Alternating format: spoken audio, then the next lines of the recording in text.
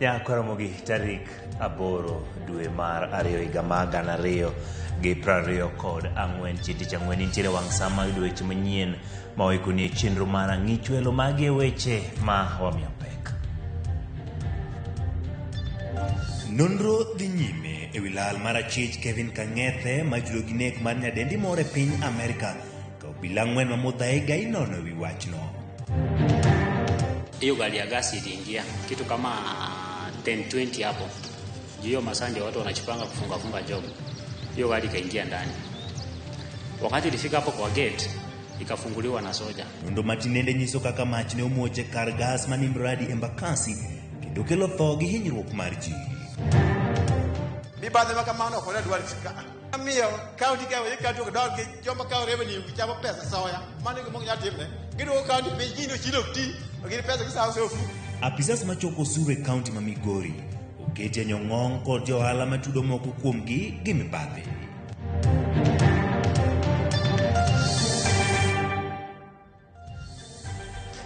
Ramogi kaka pile layo matudruok kari 3-6-0-0-1 e Facebook page mar Ramogi TV, 1 e YouTube, 1 e Twitter. Kabendo goe kodi mbaka kimia pache weche manyien mwabro bedo kawakeluni gi elak seche gi nyinga Uchengi Manuel. Jaloko marwa en Wilson Ochuka machiegni bed kode chakruok nyaka giko. Kawachako en obile kaunti ma Nairobi nyime gi apedha mar achich manyo buodho e tesendo bila mamudha higa kama neriko gengne. Kelvin Kang'ethe majudo gi nek mar jarane Margaret Mbitu e piny Amerika higa mokalo kubile yango ni ne opusore moringo miro e kinde marita to nerik ojiw e tesendno. Kaka jafamo marwa Eric Wenga lero obila moko bende kodi dayo dhogi e wi pondo mar jagono. En gima omako jopiny kod wuoro ka penjo en kaka dibed ni achich manyinge Kelvin Kang'ethe ma itudo kod nek mar nyadendi moro e piny Amerika nyopusre kawuok e stesend obila ma Mudhaiga kendo olal miru. Lal mare no koro osemiyo maki obila 4 manyo rito stesend obila no. Report mar obila ma ochiw e yor aling'ling lero ni jago moro ma oyangore kaka okil mar Kang'ethe nyodonjo e stesend obila ma Mudhaiga e kar sa 10 mar odhiambo mar chieng' tich adek kendo kwayo mondo miye thuolo mar neno achijno. Obila nyochiwo thuolo ne Kang'ethe mondo oge sel kendo one jago no oko kanyo manyo opusore ma olal. Obila ma Mudhaiga koro chungi go kibi kaluwore kod wuok mar achich Kelvin Kang'ethe ma bende gi sani koro apedha mare ong'aw malo mokalo tok tude kod nek mar nyadendi moro e piny Amerika. Oyangore ni e kinde no ne rik apisa motelo ne stesend no nen kod romo e iye kanyo sama nyo owinjo koko mar obila kalawo achijno e apaya maduong' ma Thika Super Highway. Obila lero ni Kang'ethe ne ok omaki ni mar nyoringo yombo obilago kendo ne oweyo okil mare no e stesend no. Jodito mag obila ma Nairobi ka otelni kod kamanda Adamson Bungei ne ochopo kendo chiwo chik ni omaki obila 4 mane rik nie tich. Jago ma yango ni okil mar Kang'ethe no bende ne omaki. Kata kamano obilago pod ok oyie mar miyo ripot mongirore e wi wachno. Kang'ethe nyochako ochwal e doho kendo doho nyocha ochiwo chik mondo ogeng'ne kuom thuolo mondalo 30 ka irito golo ng'eto kaponi idhi duoke e piny Amerika mondo donjne gi kono kata oyo. Itude gi ketho mar nego nyadendi manyinge Margaret Mbitu tarik 31 mar dwe mar 10 higa mokalo ka ripot yango ni ne ochwe gi pala nyading'eny kapok ojwang'o ringre e nyamburko moro e paw ndeke ma Boston Logan kapok nopondo kendo obiro e pacho ka. Eric Wenga, Ramogi TV, Nairobi. Kadhi nyime kwan ji ma osetho bang' madho kong'o motimo kwiri gweng' ma Kangai kaunti ma Kirinyaga osiepo ji 13 bang' ji mamoko 3 wito ngimagi. Johera jogo ma wito ngimagi pod nigi buok ma gichiwo sigandgi ka jafambo marwa Diana Olonde nigi ler ma wachno. Kangai manitiere kar chung' od bura mamuya ngima chalo kama dhi mbele kaka pile to kata kamano kuyo to pod gidore moko kuom miere. Anyuola mang'eny yuago lal wedgi. Agnes Wanjiku en achiel kuomgi. Ngima nyo olokore ne bang' kuong' marach ma jaode nyo omadho kendo ma ochwero negi. Amekufa na mchungu mwingi sana. Na mimi sina mambo mengine kwa sababu mzee wangu ameenda na si kugonjeka ni pombe tu na Jaodagnes majengni pravich kudade kena chiel kum jia pagadek mausewito ngimagi bang madho kuomno maripode nyocha umuoch chieng' wuok tich tarik 5 dwe mar 2 higani. Owacho ni jaode nyocha ochako bedo gi rem mana bang' wuok e kar math. Kaniambia mimi hata nguo sioni, nikaenda kwa nyumba nikamtolea nguo akafaa. Mbonda ikakunja tukaingia tukaenda. Tukifika Keru anatoa anaanza kutoa kulia. Tukaenda. Ondamo machuo kowuok e dala Agnes, anyuola moro bende yuago tho mar waigi kod nyathine. Kar gi ariyogo duto, gisebedo kaka jonyiewo mapile ka pile kata customer e kar mathno.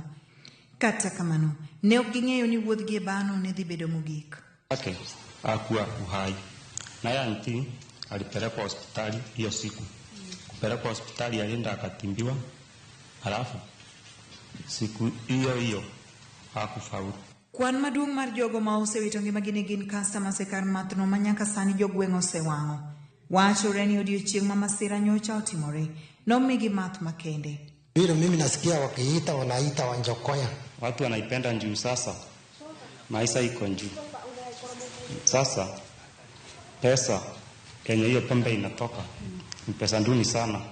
Ni 50 na ukitumia vikombe 2 utumie 100 ni kama mtu ametumia 500. Umeona sasa wanaona hiyo ni rahisi. Ndio wanapotelea kwa hiyo pombe. Jodak makoni pod medo se apisas magarita kod mamoko mag sirikal magiwacho ni oseninde tich ni mar mano ken masira mokwongo ma okel gi kong'o. Iko na miaka kadhaa. Watu umesikia wamekufa, sio wa kwanza. Watu wamekuwa wanakufa, wakizaa kufa wanapelekwa kwa mto. Kuna mto kumba iko hapo inaitoka Naro. Kila wakati ukisikia kuna watu wanatolewa Kanaro, sio wengine, wanatokana na hiyo pombe. We have arrested California severally. Since I came here, I know we have prosecuted or taken to court more than almost 10 cases or around there. And most of the cases we have not been successful, especially the case on Evano, which we confiscated in his homestead. And we were told to produce the apparatus. Anyuola gi medo kwayo mondo konygi yudo ratiro seche ma giikore mar iko jogegi. Diana Ulonde, Ramogi TV. Erokamano Diana kuom report machal kamano jobed motangi gigo magimadho kaka kuom. Kumachielo jopiny pod paro midhiero no mar muoch mar gas juma mokadho manyocha okelo tho ma ji 7 kod hinyruok ma ji 250 e kar dak ma Embakasi. Ramogi TV koro yango ni joala mag chumbu kod wuoro mag yuto mapiyo ema wachore ne okelo masira makamano. Walter Nyambaga ofombo no mathoth. Hizo magari zipite line. Gari hapa. Magi e picha manyocho maki mana thuolo machuok bang' muoch mar gas manyocho kelo tho mar ji 7 kendo weyo ji mamoko 205 gi hinyruok. Mimi nimekuona hiyo gari, unaona hiyo gari imeungua. E tiponi jodak nenore ka gima temo geng'o jogo mani kod geche mondo kik chorre machiegni. E gari manokwongo wang'e rangach mar kar gasno nenore ka temo loso kod jogo mani kod geche mondo kik chorre machiegni. Mama usifunge mlango hivi. Bang'e to mach maduong' muoch kendo iro marateng' dhuolore. Irono duok kwa kalwora kanyo ka ng'ato gola puth njiri mar tony ng'wech mar tienda gi machama tuoni. Penjo maduong' ni to en ang'o mane okelo mach makamano? Hiyo siku nikiwa hapo nje, hiyo gari ya gasi iliingia kitu kama 10:20 hapo. Hiyo masande watu wanachipanga kufunga job. Hiyo gari kaingia ndani. Wakati ilifika hapo kwa gate, ikafunguliwa na soja, kaingia ndani. Kuingia ndani, driver wakati alifika ndani, kuna ile tabia wanakuanga nayo, wanakuja nje kutafuta watu wako na mitungi za gas kujaziwa. So especially wako wanaendanga wale ma retail, wale wanauzanga hizo gas. Na kwa mahoteli hivi, wale watu wanajua wanatumia gas sana. Nakuja nakuuliza kuna mtungi ni kujazie nini vitu kama hizo. Wachore ni bang' thuolo machuok tok yudo johala madwaro medo gas. Jodak noneno johala moko ka lidho kod aguch muya manyalo chopo 10 ka donje kambino. Hapa ni amepata watu wa kuwekea gas. Mitungi ikaweka huko ndani. So wakati mitungi iliweka huko ndani akaanza kujaza. But mimi sikuwa hapo already lakini nimeona movement venye inaendelea hapo. Na venye Masaa ilikuwa imefika, mimi nikasema acha nifunge, nifanye nini, niingie kwa nyumba. Bang' dakika 10, muya moro mar gas ne ochako saso jodak, kendo familia mathoth nochako bedo kod chich, kendo fwenyo ni weche ni osekethore. Kufika kwa nyumba kitu kama 10 minutes, kuna rafiki zangu walikuwa nje, wakanipigia simu wakaniambia, bwana, hii gasi atakao umetoka hapa nje, hii kitu inanuka zaidi. Kitu nilifanya ni kuambia familia, huku nje nasikia ni kubaya, hebu tutoke nje tuangalie nini inaendelea. Kutoka nje nikapata hiyo gas sasa imesambaa kila mahali. Ukitoka nje hivi ukijuguza unaona kama ndio mist ya nini kitembea, hiyo gas venye ina move kama wingu nje. Kitu ya kwanza niliambia watu ni tutoke tuende tukienda mbali kabisa. Tusikae karibu juu wetu mini heli kitu taleta shida. Watu wakaanza kutoroka kutoka hapo. Watu wakaenda, wale wako surrounding area hapo karibu na kwetu, au walikuwa na idea mapema hii kitu imeanza kunuka, wakaanza kutoka. Dereba mar terela no mabende jadak mamiradi moyangore kaka Robert Muridhi bende obila pod manyo. But sasa madriver wanatake advantage kwa sababu ni garage, wanakuja na hiyo gasi hapo ndani. Wanakuja na gasi hapo ndani. Wanakamua. Gari kai imesimama tu hapo. Wananyonya kutoka kwa gari. Kuna gadget fulani wako nayo wanawekea mitungi zenziko hapo chini zote, wakimaliza wanafunga wanatoa. Lakini hii vitu zikifanyika ni driver anakula hiyo pesa. Mitungi hata kama ni 20, 15, 10, vitu kama hivi yenye itapatikana hiyo siku. Tuseme ilikuwa more than 10. Juu venye hiyo movement ilikuwa inaenda. Muridhi, dereba moyangore ne riembo terela no. Monde kore kaka namba mar KBJ, achela bora Beach X, trailer. Manyondo nyiso ni en mar jago moyangore kaka Abraham, Mwangi, mabende podi pedho kodobila. Machelo mabende imanyo kodobila en Steven Kilonzo, ma en meneja mar Karoala no. Nondo machelo mabende timo kodobila, en kaka terela no nuwuok e piny Libamba ma Tanzania, kololo Itoktok, tarik 26 dwe mar achiel higani, kendo chopo e boma Nairobi, tarik 1 dwe mar 2 higani. Achija ng'wen moriwo koda ka jatend Karoala no, Derek Kimathi, to koda pisas mag Nema, nyochwale do, kendo ma ochiw ne obila chik, mondo geng'negi kuom ndalo 21 ka nonro dhi nyime. Obila bende pod pedho ji mamoko 4, michich godo ne ntiere ohala no, mokelo tho ne oganda. Walter Nyambaga, Ramogi TV. Erokamano Walter Nyambaga kuom bedo wang'wa kendo medo luwo lipot machal kod mano. En gima nonro ne podhi nyime kendo wechege nitiere e doho. Ka wadhi nyime, ng'at achiel owito ngimane e kinde ma ji 5 ne omak kod obila kaluwore gi tulo manyocho muoch e tong' mar gwenge ma Enorethet kod Nkararo. Magi timore kinde ma obila dhi nyime kod timo pedha mar manyo bunde manyocha ji ma ok ong'ero tiyogo e muocho tulo e gwengego. Chris Owino nigi ler. Ywaruok e kind ogendni ariyo e gwenge mag Nkaro kod Isiria dhi nyime kod mako mach. Gwandruok ma kamano ne olal kod ngima rawera moro bang' ji ma pod ok oyangore nyaka sani chiele kod magina chieng' tich adek jumani. Masira ma kamano ne omiyo komishona mar obila e kaunti ma Narok luongo romo kotend nanga mawuok e gwenge mag Transmara e okenge mar kelo kwe e gwengego.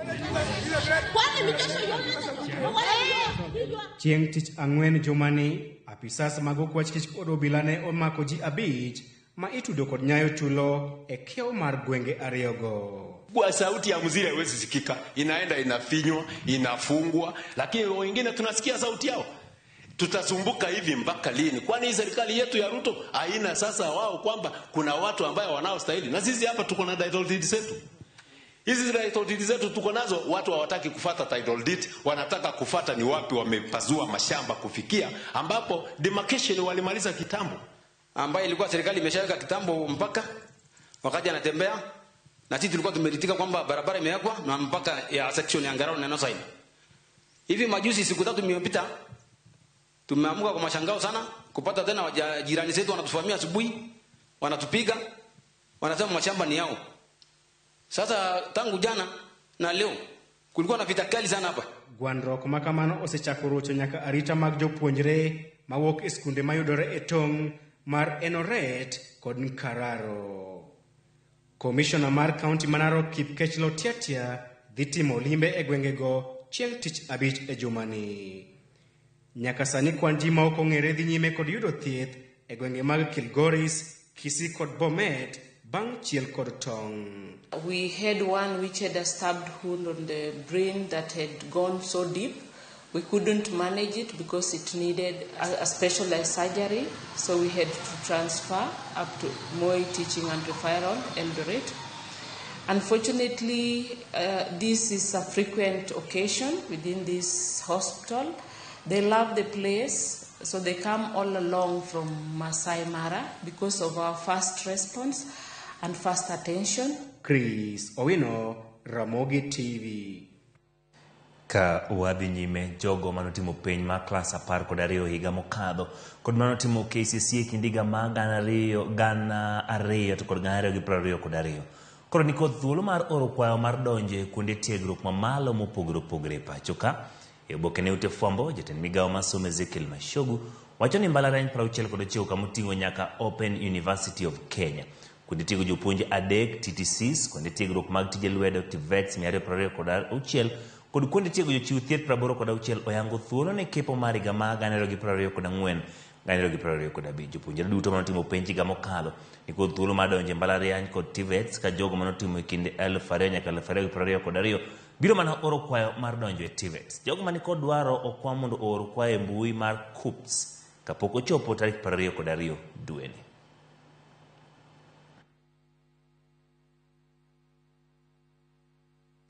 Aya, thuolo yao ne weche mag somo chakre higa ma 2000 mane higa ma 2000 inyalo oro oteni kata oro kwayo mari uri kod skundego e bwo KUPS mago TVETs.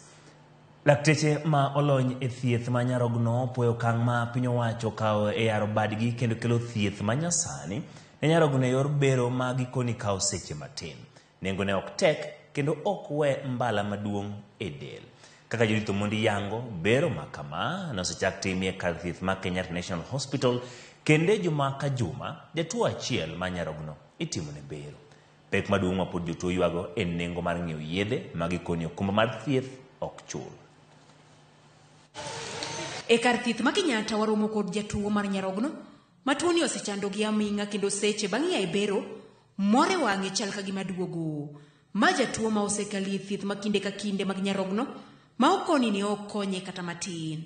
Okang' mar manyo kaka inyalo wil ne nyarogno onyulo lemo gi lony manyasani ma piny Kenya ochako tiyogo bang' bedo ka giyoro jotuo e pinje ma oko. When you start dialysis, you have to go 4-hour session 2 times a week. And it is not easy. It depends with how you are going to react with your body. There are a lot of reactions of the body. Unaenda inakataa, catheter ina block.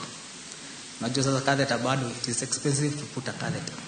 Bero ni maoyanka kale laparoscopic kidney transplant en wilo nyarogno kokalo e yengo manyasani mambala bedo mana matin rembende rumo piyo kaka lakteche lero. Laparoscopic surgery, as the name suggests, it's getting to the abdomen or a cavity with minimal disruptions of body surface. Therefore, you hear people talking about keyhole because a small hole. I'll be able to access now the internal organs of choice and target. And by so doing, you minimize scarring the patient. You're also able to minimize blood loss. Bero bang juma ka juma koro yangore ni timo ne jatuo achiel e kar thieth ma Kenyatta National Hospital. Chenro magidwa ni orure kendo thieth jatuo ariyo e juma ka juma. Jotuo koni mor kod fuongruok nitie. Mak mana ni wich bar mar yath biro nyime nikech okumba mar kad mar NHIF ok chul yedhe ma owinjo tigo. The medicine is very expensive. You'll have to deal with the medicine for the social life. They are not that cheap. Kata bed ni piny Kenya osego kenge thieth mar nyarogno ywak kod ting' mapek pod dong' ne jotuo makoni nengo thieth kod yedhe ni malo kendo gibiro mar okumba mar thieth manyien mar SHIF gin kod geno ni thieth biro bedo makare kendo nengo ne biro dok chien. Judith Omondi, Ramogi TV, Kenyatta Hospital, Nairobi. Erokamano Judith Omondi kuom miyowa lipot ma chal kamano gi okenge migoyo kod piny Kenya e weche mag thieth. Erokamano Fred George Wadede wacho Ramogi neno maler ka intiere gwenge mag Kisumu no achiel kachiel kuok e Facebook page mar Ramogi TV. Walter Obadi neno ka intiere Sakwa Wariande. Erokamano kuom kete Ramogi TV. Otis paka mul to kwalo manying maduong' manade mar kwa bwaye radhore Ramogi TV lara duero kamano kuom kete kaendi akonya Wood Mary iwacho ni intiere gwenge mag Nakuru City ma en Vincent Ouma jakom mawuok Nakuru Kivumbini Estate erokamano kuom kete Ramogi TV antiere kode nyaka miluongo ni Morin Omondi ka intiere gwenge mag Njoro erokamano kuom kete Ramogi TV wacho ni anayo makare Jekonia Oyugi intiere Embakasi Aviation erokamano Nairobi erokamano kuom kete Ramogi TV Jalamo Japolo Echineno ka achiel kod jo kanisa mar Africa Rome Salaba Church Ligala Kabiero kamano kuom kete ka kendo loso kodwa Isaac Miganda inena ka intiere game kaudha kendo iwuoro kuong ma okopuodhi magesa ni koro neko erokamano kuom kete Ramogi TV kendo na ote ni kanyo ginji mathoth mabende loso kodwa kainde achiel kachiel Pascal Huda erokamano Mark Omolo Engineer Ben maina neno ote mari Harun Otieno ka achiel kod Millicent Akinyi Ramogi TV neno maler nyako Ramogi Polo ntiere kod mathoth kikili mabor waduogo bang' yomati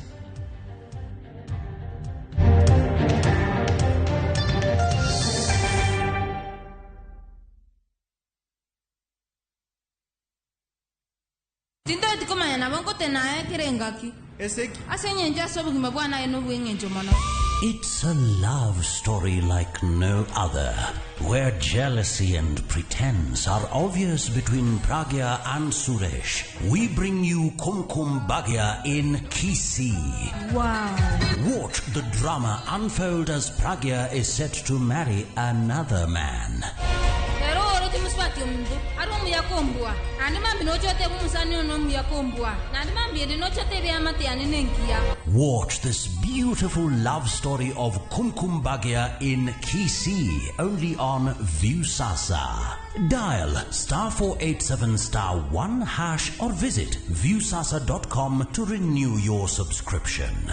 Wanchimbwa maiso ko mio yetamanyaini.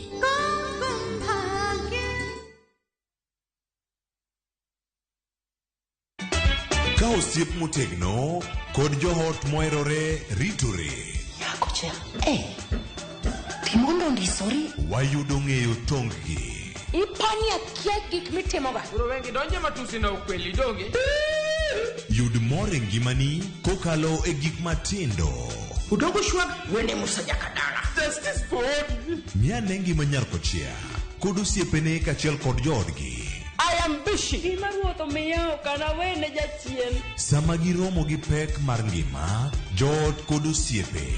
Nyasaye neno gi wang'i ma ok opimni. Akwaye ni mondo imak tieja karibu to kopuodho tilew chunye. Ok ginyal weyi ma ok inyiero.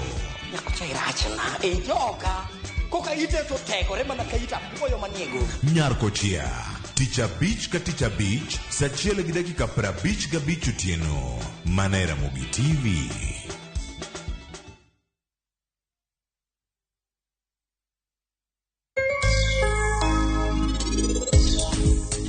Kila material mang'iewo ta arekod kanyo gimoro amora rangi client dwa par service kila kitu. Koro ka gari chadhi to igo kwan pesa ma client ogolo to gi profit ni meka igo mwa keep ga recording.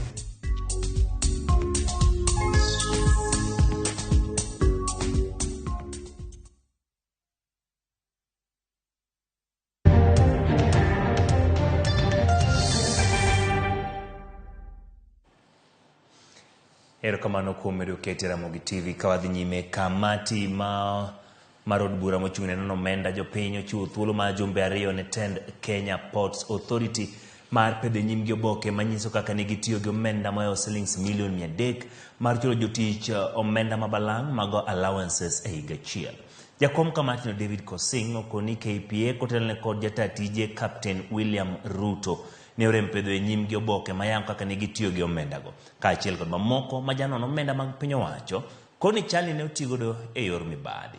Mokuom penjo mane kamati no dwaro ng'eyo en kaka jotich abich matiyo wath ma Mombasa ne ochwale ngas mamalo e thuolo mar higni 2 momed gi osara makore lach kaachiel kod okang' mar chulo jogo mane KPA tiego tije mopogore. Kata kamano tend wath ma Mombasa okoni gin kod neno moro manyiso ni okange duto mane gikawo gin mago malure kod chik. come in, but that is one of the issues that is outstanding up to now. Number two, 2019-2020 and 2020-2021, 5 staff were employed at management level. We've just actually chased them to go and bring us the documentation and approval. The law requires that for certain level of management, the MD can be able to listen and vary salaries. And then you cannot just come to an organization, stay for 2 or 3 months, and then ask for a review of salaries. On the 239 staff that were paid when they were absent, the thing was, this thing happened during the COVID period. And during the COVID period, there was some of the staff were allowed to work from home. And then Board mochung'ne no yedhe mag nego kute pacho kaendi Pest Control Products Board ojuko containers moting'o kilo 23,700 mag yedhe ma ok opuodhi e kar kano sike midendo ni Boss Freight mantiere e kar chung'od bura ma Mvita Mombasa. Jatend board no kadho na mchumbi Stanley Ng'ang'a koni ne giyudo maling'ling nitiere mwandu mar yedhe ma ok opuodhi mane ogowo e pacho ka kowuok e piny China. Mano kelgi jomibadhi chiwo siem ne jopiny mondo onyiew yedhe mag nego kute mana e dukni mopuodhi mag uso yedhe ma ok ng'iewo mago ma iuso e gengapaya ni mar thoth gi gin mago ma ok opuodhi kendo nyalo kelo midhiero ne ngima dhano. Obila dhi nyime gi neno jogo ma itudo gi wach kelo yedhe go e pacho ka, kuma moko donjo gi meli kama moko bende ikelo kokalo e kiewo mag pinje malibamba. Zilikuwa zinaonyesha kwamba hiyo dawa imetoka China na iliingia hapa Kenya mwezi uliopita, na dawa hiyo hasa kulingana na yale maelezo ambayo tumepata inatumika katika kupiga nyumba zetu dhidi ya mbu na mende, lakini hasa hatujui madhara yake wakati inapigwa kupambana na hawa wadudu mahali ambapo binadamu anaishi, kwa sababu hiyo dawa ni sumu. Na tungependa kuhimiza wananchi ama kueleza wananchi ya kwamba kutumia dawa ambayo haijathibitishwa na serikali ni hatari. Hao wamejaribu kuingilia hilo soko, ndio maana unakuta dawa nyingi ambazo zinaingia kinyume cha sheria ni hizo dawa za kupambana na wadudu. Utakuta kama kuna green leaf inatumika sana, kuna ile nyingine inaitwa family.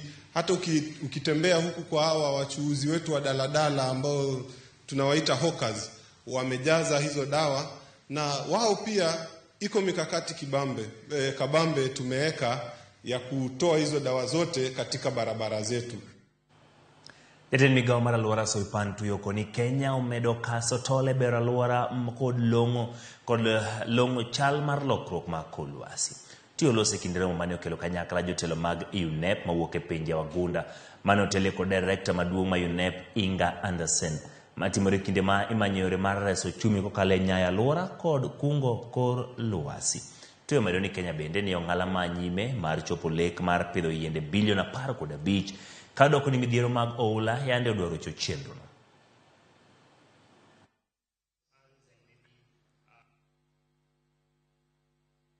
So would like interviews or anything like that. Have a wonderful day. Thank you. We are working to make sure that we have very bankable mitigation and adaptation plans that can be attractive enough to invite green investment in this country. And the intention of that, in line with our plan as an administration, is to make sure that as we deal with the climate crisis, and this was very prominent in our discussions during the climate summit, we cannot talk about climate action in isolation of the need to address the development concerns of this country. They have to go hand in hand. They cannot continue to be mutually exclusive. We understand that as we step into renewable energy and phase away from fossil fuels, we are going to step into significant amount of mining. So we need to have a global conversation about how we do that, how it is environmentally responsible, what kind of securities we can put around people's land, about the environmental impacts, as well as human rights and child labor, non-child labor. Elitma okwako jofwambo eni jofwambo anyuola wede kod osiepe no wuok oko kar romo mar yuoro chenro mar alama ko jafwambo mosenindo Dickens Wasonga e kanisa mar St. Stephen Cathedral e kardak ma Milimani Kisumu mano ACK. Mosenindo Dickens ne opar gi osiepe kaachiel kod familia mare kaka jal maneno ranyisi mar telo makare kendo tho ne ofuok mang'ong'o e dier oganda. Okwa jopiny kod jotelo duto makine chop mar kod Dickens dalagi e gweng' ma Ulago Kamkwaya e sub-county ma Bondo kuma kiny nyasi mogik mar ikne timre mondo mi onyakwe kik ng'ikruok kod koko moro amora mienji.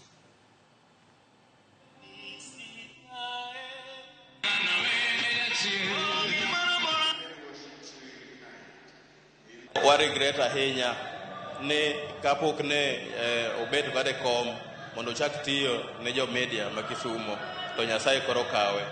Onge mana gima wanyalo timo, waduoko mana Nyasaye erokamano to wakwayo mondo familia mare bende obed gi kwe. Ne wawinjo ka josiasa mamoko chalo ka gima chiko lweny e liend osiepwani.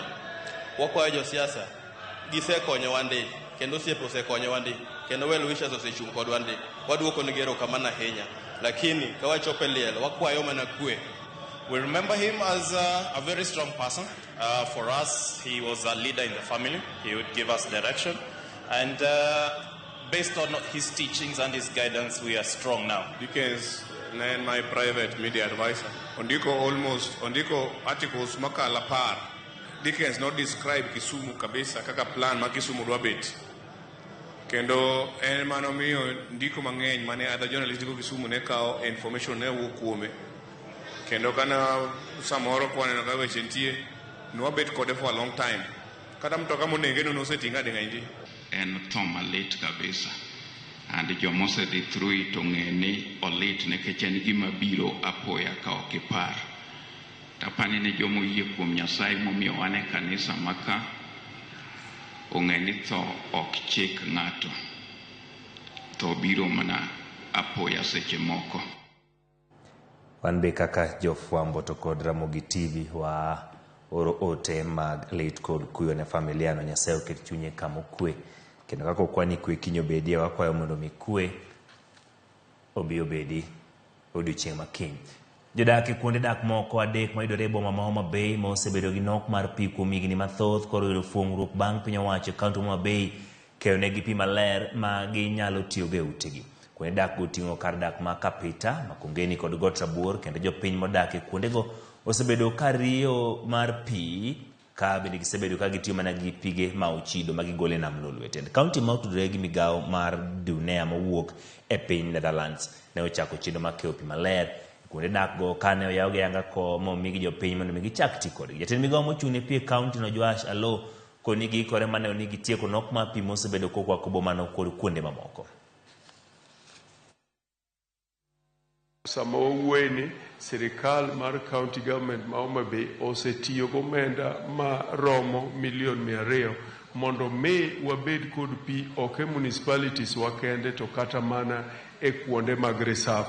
Kaka ung'eyo ata malo 70 kuom 100 mar jo Homa Bay duto odakie miere mag reserve. Kuom ward ka ward nyo watemo ma wamiyo pi kendo pod wadhi medo miyo gi pi e ndalo mabiro. To maduong' ni ei Homa Bay wasebedo gi chandruok mar pi. Te kinde mokalo mochopo nyaka samwa gikene king'iyo estate mar Sofia michopo nyaka Kudoyo mibiro nyaka michopo Rang'wena nyaka Kapita sani koro pi ringo kendo jopiny mor ni gin kod pi. E thuolo masani ne walaunch pi madhi Makongeni, Kapita, Rang'wena. Kuonde gi gin kuonde ma igni madhi 6 kata 7 mokalo pok gibedo gi pi. To kaluwore gi chenro maber ma joma Wasco ni godo, sani koro ne wakelo pi ma pi ochopo, jo Makongeni, jo Rang'wena, jo Kapita, sani yudo pi maber.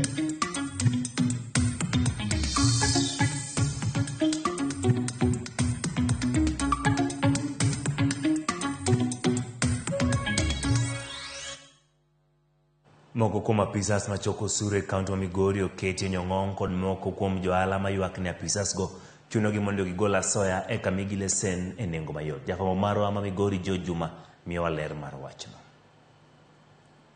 Piny owacho mar kaunti ma Migori dhi nyime kod chiwo lesen ne johala e kaunti ni. Chenro ni ma itimo chakruok mar higa Kendo itimo kod apisas machoko osuru. Ywak nitiere, ne mibadhi, osebedo kokwako. Moko kuom johala, ywak ni moko kuom apisas machoko osuru, osebedo kachunogi mondo gigol la soya, eka gichulo omenda mar lesen man piny. Kidhi Nyasare ka, johala ywak te. Kidhi lain makani, johala ywak te. Bang'e ne ang'o matimo. Wabiro chulo ma 4,000 kokuono ketwa piny gi kaunti ni mano timo. Jojo Tino mantiere kod kar loso nyamburko en achiel kuom johala moywak ni moko kuom apisas machoko osuru. Otieno bende osebedo ka chulo omenda maromo gana 21 mar lesen higa ka higa. Wach ni apisa machoko osuru ne ondikone ni nyaka koro chulo omenda maromo gana 41 bang' kane otamore chiwo soya e higane. Kana gibiro nyoro ka nakolari kod giba tam na pana adwaro rate minga do license ken 40 obed 40 ken 30 obed 30 ken 21 mindiko kana machulo ka obed 21,000 iwinjo. Koro kana dagi golo bribe single for beach to trade license office obiro ka okao license ondiko alok 40,000 apoko timre nyaka kama nyaka nini ka penjo tino 40,000 ng'ama dhi chulo otino koni embokia. Koro wan be ni dhiero wan ang'o matimore e kaunti wan. Obokni ma ondikne ni onego chulo osuru maromo gana 41 kod apisa makwere choko osuru chieng' tarik 7 mar dwe mar 2 mar higani. Kata kamano ne oduogo kawo kod apisas machoko osuru kendo miyo obok machielo mandiko ni koro onego chulo omenda maromo gana 21 odiochieng' manyoro bang' kane openjo kaka lokruok e omenda michulo obiro. Okinyi kane oduogo gikawo invoice mandik 40,000 koro gindike koro 21 kaka achulo pile maja gikawo gidhi ka ma 21 koro kuma gitere maja kia mibadhi makamano ok odwar ka amiyo kaunti ka wewe kato dog joma kawo revenue gichamo pesa soya mane gimo nya timne giduogo kaunti piny kino chilo ti ogire pesa gisawo so fuga igo. Johala ywak ne gikale matek e lwet moko kuom jochoko osuru ka giwacho ni moko kuomgi osebiro ka koro dwaro soya kod wang' matek. Johala dwaro mondo piny owacho mar kaunti ma Migori koro keto kengi mar kedo kod mibadhi ma okwako sekta ma choko osuru e kaunti ni. Koro lokgi mondo jomoko obi ochak manyien. Ng'eni ng'ato kobiyo manyien kamoro to luor ubu tiyo maber, ubu tiyo gawani maber magitieki. Okang' mar manyo duoko kawu kuom piny owacho mar kaunti ma Migori mar ng'iyo kenge ma giseketo mar kedo kod mibadhi. Bende johala koro ywago nokwako sekta ma choko osuru ne ogore Lwanda. Juma, Ramogi TV, Migori.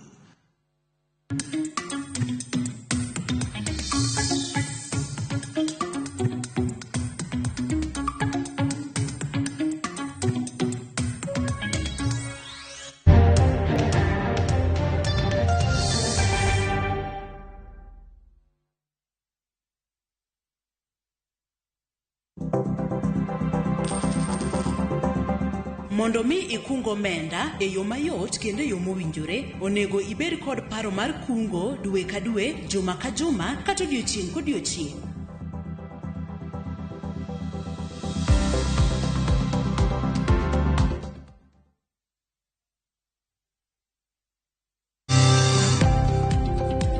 E ohala gi mwandu, wakelo ni jolony e weche ohala. It is important mondo wan kaka joluo wabed gi dongruok. Wafwenyo ni adiera matut mag timo ohala. Tijni kidwa time en mana mashin mar luoko to gi kuma inya yude pi. Wawuoyo e wi yore makare mag timo ohala. Kisechopo e level mabedo brand, onego bed ni gimoro amora mitimo en gima timo ang'o makelo pesa. Wakonyi dongo ohandi ka wamiyi yore mag kano mwandu. Investment group kawache mana gi nyinge no en choko pesa kasto ikete kamoro kasto golo nyinge mabiro konyi e kinde mabiro. Omiyo wakwayo ji duto ket pesa gi e savings mondo wapuonji kaka gibiro tiyo godo. Riwri kodwa chieng' tich ang'wen saa 1:45 otieno mana e Ramogi TV.